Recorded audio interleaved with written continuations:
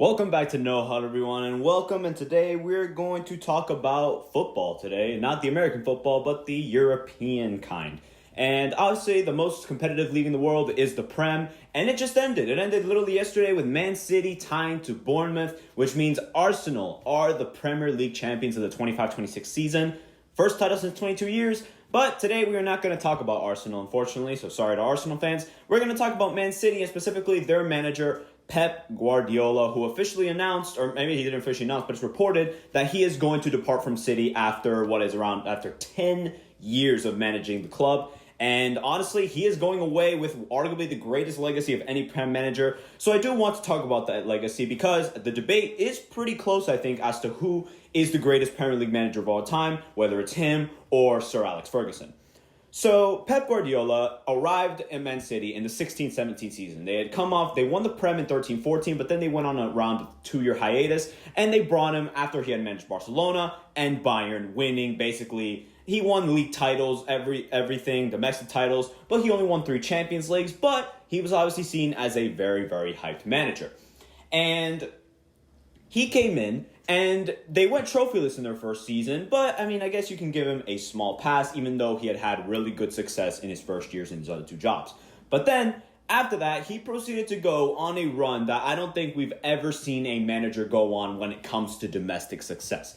17-18, they won the Prem. Following year, they won the Prem once again. Then they went on a year hiatus. Maybe it's because of COVID, maybe it's because of regression. Liverpool won that title. And then they proceeded to win 4 Premier League titles in a row. And then they didn't win the final 2. But Pep is walking away with 7 Premier League titles in just 10 years. That is absolutely incredible. And mind you, that is including, some of these teams are insane. 17-18, they completed the Centurion season. They amassed 100 points in the league campaign. And then they followed up next year by amassing 98 points in the league. That is just unforeseen. And then in 22-23, in basically the third year of the 4P of when they 4P'd the Prem, they went on to win the treble. They won the FA Cup, they won the Prem, and they even won the Champions League. And then also in 21-22, they amassed 93 points. So basically, we're looking at just an absolutely dominant run. And I think Pep's legacy is split into a couple of different parts, and some of them are positive and some of them are negative.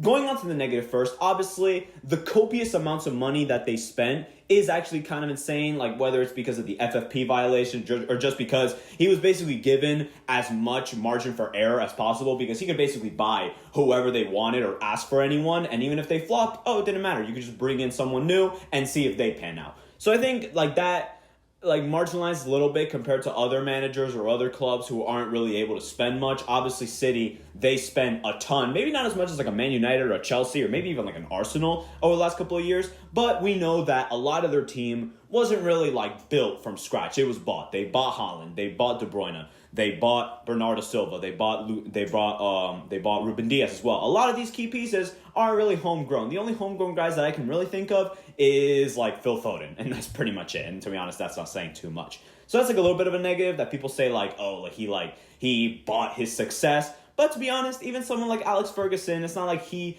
had everyone homegrown. He also broke the transfer record or maybe not broke the transfer record, but he also splashed a good amount of money. And going over to a positive, speaking of those players, yes, he did buy a lot of those players or inherit some really, really good talents, but he transformed some of these players into absolute superstars. We saw Sergio Aguero have some great years in his final stretch. Raheem Sterling arguably was the best player in the Premier League in that 18-19 season. He was just incredible, and we saw how Pep literally transformed him into arguably a top 3 winger in the world. That's how good he was. Phil Foden, for that 1 year, he turned him into arguably the best player in the Prem. And then, just a top-notch project that he had was with Kevin De Bruyne. Look, Kevin De Bruyne is an incredible player. We all know that. But was he going to have the same career without Pep? Honestly, I don't think so. He would have still been great, but I don't think he would have been all-time great. Pep, yes, you could argue that he inherited these talents the same way he was able to inherit Messi in Barcelona or a great Bayern side when he was at Bayern. But I think a big reason as to why so many of these players thrived was because of Pep's system. I think he was the reason why I think De Bruyne turned into arguably the greatest midfielder in Prem history. And like that, and it led to a lot of success. It's not like a Steven Gerrard where like, oh, he was great, but he didn't win anything. No, De Bruyne walked away with 7 Premier League titles, and it's just an insane achievement. And now we go to another positive, and it's just the sheer amount of trophies that he won. Like winning how many trophies? 7 Prems alone is insane in 10 years. But then just you add up all the other stuff, the domestic cups, the Carabao Cups, if I'm correct, he won 5. That's also crazy. He won 3 FA Cups, so 8 domestic trophies, or 8 domestic cups alongside in those 10 years, won 3 Community Shields, and then the big one is obviously the Champions League, in which they won it in insanely dominant fashion, dominating Bayern, dominating Real Madrid, and then beating Inter. A really good run, and of course, they won the treble. And like that's just insane. Like even if you buy your success, like even if you spend a lot of money, we see that. Like we saw at Barcelona, they weren't able to win a bunch. Like they weren't able to win this many trophies in that short amount of time. Real Madrid, they don't have the domestic success, even though they spend a lot, and obviously they're also incredible most years. Like that level of domestic success is insane, and I do think it plays a lot to like Pep just transformed. Like he basically solved the Prem with his play style. And, like, you can say it's boring, you can say it's robotic, that it ruined football, but personally, I don't think that's Pep's fault. It's not his fault that his style is so effective that people want to basically replicate it without the same personnel, without the same talents, or without the same brilliant mind that he has. Like, for me, I think I'm not a fan of Pep. Like, obviously, as a Real Madrid fan, I kind of don't like him. But I do think he is the greatest manager in Premier League history. I know Ferguson has the longevity and he has more volume in titles, but he managed Man United for 26 years and he won 13 Prems. Pep won half of that in less than half of the time. He won 7 Prems in only 10 years. And then that Champions League run is like insanely dominant as well. And again, we're talking about a guy who like people were saying that he wasn't going to translate in the Prem because, he dominated La Liga, a small league. He dominated the Bundesliga, a farmers league. He came into the hardest league in the world and basically turned it. Like, the fact that people say it's boring because City just kept winning everything, that says a lot about his dominance. We're talking about a league that everyone agreed is, like, the most competitive, the most parity. Every team is good. Or, like, it's just so, the intensity. Like, not everyone can play in the Prem. And Pep turned it into his personal playground. That says a lot about him. Amassing 100 points in the Prem, whether it's a weak season or not, that's insane. We're talking about Arsenal here. They might win the Prem with 85 points. Liverpool won it with how many? 85 again. Then we saw that City themselves, they won it with 91. Then they won it with 88. Then 93. Getting 100 points is just unforeseen. Like the domestic success is just like it's almost next to none. Like the only managers that I can think of is obviously Pep at Barcelona had a lot of domestic success, and then Luis Enrique as of late with all his titles in Barcelona and in PSG. And then we get to one final negative, and that's in Europe, because I think that is something that holds Pep back a lot in his legacy as like a Premier League manager. I know it's not in the Prem, but just managing an English club. The reality is Man City did underachieve in the Champions League a lot.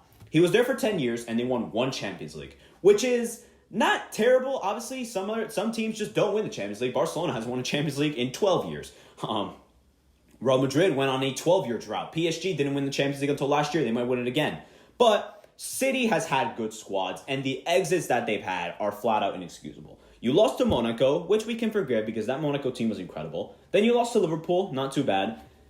In 2019, that was arguably the best team that Pep ever had. They amassed 98 points in the league, and even though they didn't complete the Centurion season again, they won every single domestic trophy they could have. They could have won a treble, but then you got knocked out by Tottenham Hotspur in the Champions League. Like that's just something inexcusable, and it's another flaw that Pep has as a manager. Even though he's an incredible tactician and like overall he doesn't have like a ton of drama unless your name's Yaya Toure. He overthinks a lot, and not starting De Bruyne in that first leg of the Champions League quarterfinal in 2019, that is just inexcusable. Then he lost to Lyon, that's also terrible. Then you lost in 2021 to a good, not great Chelsea team. You should have won that game, and once again, he overthought it by not playing Rodri or Fernandinho. And then in the Champions League, the last 4 times he got knocked out in the Champions League was all by the same exact club, Real Madrid. Now, yes, you did win it once in the middle in 2023, and you dominated them. That Real Madrid team wasn't all that great, but even still, like, those 4 times, that's embarrassing.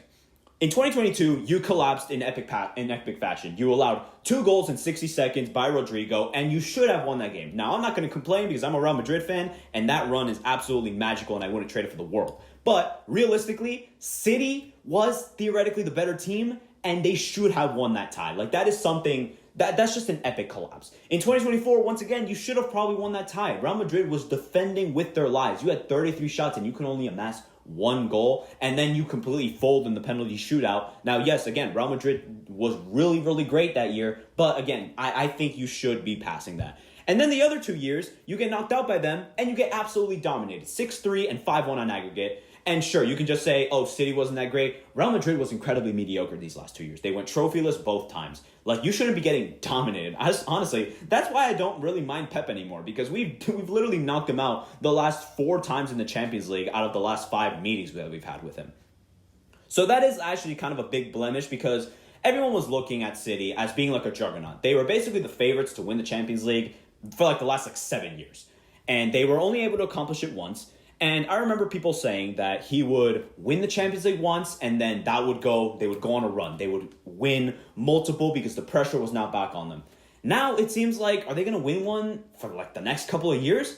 I don't think so. Their core is aging, like their players. I don't think like they're going to have like an incredible team. I don't think their new manager is going to be this world-class phenomenon in which they're able to just conquer Europe again. So it feels like Pep did kind of disappoint in terms of City's lofty goals of winning the Champions League. Again, the one Champions League is really cool. You can't really complain about winning it because there's a lot of clubs out there that haven't won one in ages, but you just can't help and feel that it was a tad underwhelming.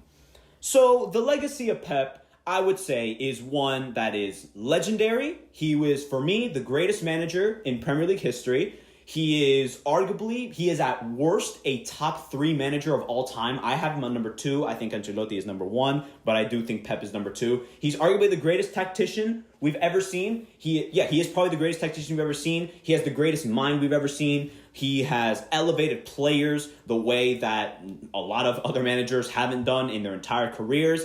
And overall, like, even though he has flaws of him having a large margin for error, being underwhelming in Europe, and maybe just like having like a robotic style or whatever, you can't deny that Pep, this run at Man City is one of the greatest managerial tenures that we've had. And to be honest, I don't know what City's going to do without him. I think they're going to regress a ton, because even though City was not as great this year, they got humiliated by Real Madrid and now they bottled the Prem to Arsenal. I think they're going to be a lot worse next year, and they'll truly realize how great Pep was. But what do you guys think? What do you guys think Pep's legacy in the Prem is? Do you guys think he's the greatest manager of all time? Do you think he's this bald fraud that cheated his way to the top and he doesn't deserve any recognition and deserves all his titles stripped? Or if you're somewhere in the middle, let me know in the comments. But that is all I have for you guys today. If you guys enjoyed this, please subscribe and please like, as any support is truly appreciated. And I'll see you guys in the next one.